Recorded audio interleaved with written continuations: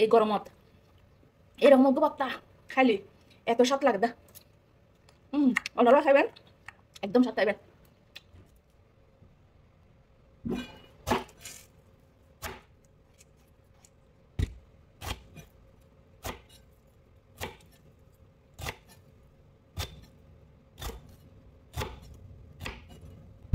আরো সাথে পেয়ারার ভর্তা একসাথে বানাইলি এত মজা হয় দেয়।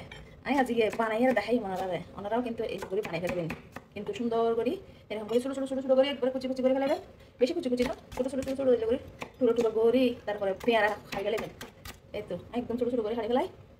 আর এই আনারস আর পেয়ারার ভর্তা মিক্স করে বানাইলে রেসিপি চাই যারা যারা বানাইবেন একদম সেরকম স্বাদ পাইবেন, সেরকম স্বাদ। আর এগুলো বাড়িতে দিলে ফেলে তো এই আনারস আর পেয়ারা মাখা হয় দেরি করে। তো আনারস আর পেয়ারা মাখা কেন করে বানাই ইয়ে না যে আতুন শিখিল বেগুন যারা ন জানো না।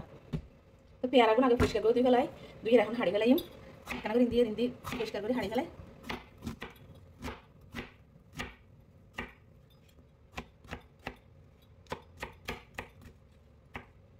সেম ভাবে যেরকম করে আনারস টুকরো টুকরো করছি ছোটো ছোটো করে, একইভাবে এরকম করে ছোটো ছোটো ছোটো করে টুকরো করে ফেলব। তো এটাও ছোটো ছোটো করে টুকরো করে ফেলে দুটো পেয়ারা দুটো আনারস আর কি।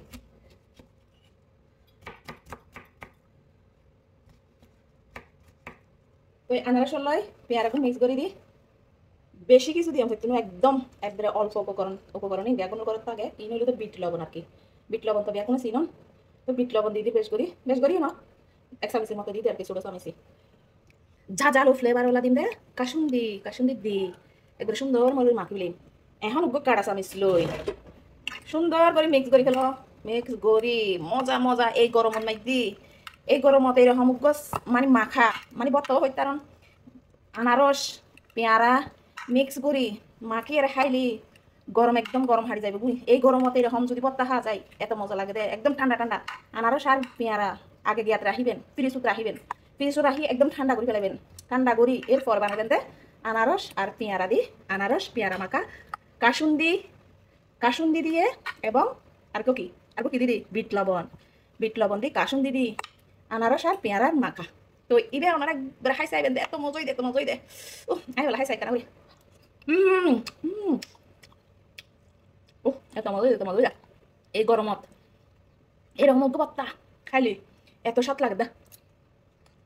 ওনারা খাইবেন একদম স্বাদ খাইবেন। তো ভর্তা যদি ওনারা ভালো লাগে আনারস আর পেয়ারা মাখা যদি ওনারা ভালো লাগে আর ভিডিও শেয়ার করে দিবে লাগবে নবলিবেন ব্যাগুন লাইক দিয়ে দিবেন আর ভিডিও শেয়ার করে দিবেন। আর ইউটিউব চ্যানেলের নাম দিয়ে বাংলাদেশি মম ইন দুবাই আর ইউটিউব চ্যানেলও সাবস্ক্রাইব করে দিবেন ব্যাগুন তো শেয়ার করে দিন। আল্লাহ হাফেজ।